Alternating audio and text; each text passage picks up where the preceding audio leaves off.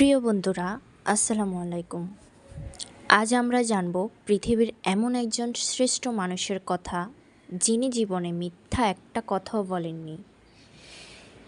তিনি এমন একজন শ্রেষ্ঠ মানুষ, যিনি সর্ব অবস্থায় সত্যি কথা বলতেন।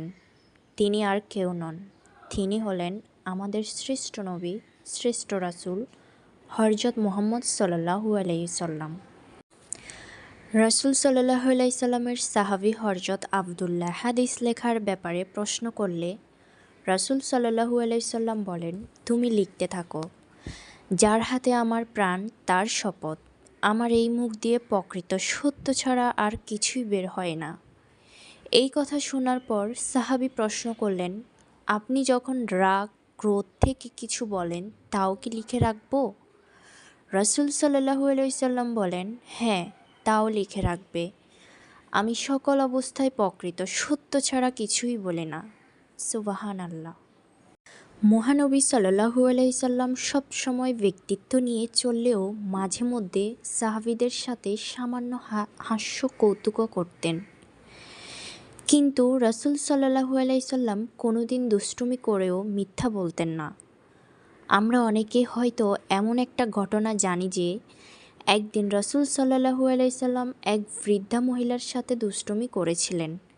যেমন বিষয়টা এমন, একবার এক বৃদ্ধ মহিলা সাহাবী মহানবী সাল্লাল্লাহু আলাইহি সাল্লামের দরবারে এলেন। কিছু আলাপের পর মহানবী সাল্লাল্লাহু আলাইহি সাল্লামের নিকট বৃদ্ধা মহিলা জানতে চেয়েছিল, হে আল্লাহর রাসূল, আমি কি জান্নাতে যেতে পারবো? রাসূল সাল্লাল্লাহু আলাইহি সাল্লাম সেই বয়স্ক মহিলার সাথে একটু দুষ্টুমি করে বললেন, ও বুড়িমা, তুমি তো বৃদ্ধ হয়ে গেছো, কিন্তু জান্নাতে তো কোনো বৃদ্ধ মানুষ প্রবেশ করবে না। এই কথা শুনে মহিলা অত না ভেবে কান্না শুরু করে দিল। তিনি মনে করলেন, নবী যখন বলেছেন তখন হয়তো আর তিনি কোনোভাবেই জান্নাতে যেতে পারবেন না। সাহাবীরাও অবাক বিস্ময়ে প্রিয় নবী সাল্লাল্লাহু আলাইহি সাল্লামের পরের বক্তব্যের অপেক্ষা করতে লাগলেন।